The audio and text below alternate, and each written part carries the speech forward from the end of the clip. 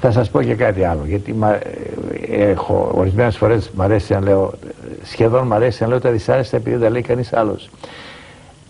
Μιλάνε για λιτότητα ακόμα και σήμερα.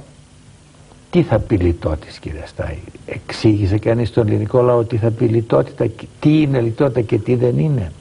Λιτότητα είναι το να ζητάς να ζεις με τα λεφτά τα οποία έχεις και να μην δανείζεσαι για να καταναλώσεις. Η διαστροφή αυτή από δημιούργημα της δεκαετίας του 80 μας καταδιώκει. Το άλλο πράγμα, κεκτημένα δικαιώματα. Εγώ είχα μιλήσει ως πρωθυπουργός, είχα πει καθαρά, είχα την τόλμη να πω, δεν υπάρχουν κεκτημένα δικαιώματα. Στο ασφαλιστικό, παραδείγματος χάρη, από την ώρα που δεν υπάρχει δυνατότητα. Η ανάγκη είναι ο υπέρτατος νόμος. Και στο τέλος θέλεις να πολεμήσεις την ανεργία. Η ανεργία στην Ελλάδα ανεβαίνει. Θα μου επιτρέψετε να σημειώσω για τους ακροατές σας ότι η Ελλάδα είναι η μόνη χώρα της Ευρώπης όπου η ανεργία ανεβαίνει. Από 11,1 πήγε 11,7. Ο μέσος όρος στην Ευρώπη πέφτει. Από 10,3 πήγε στο 9,5.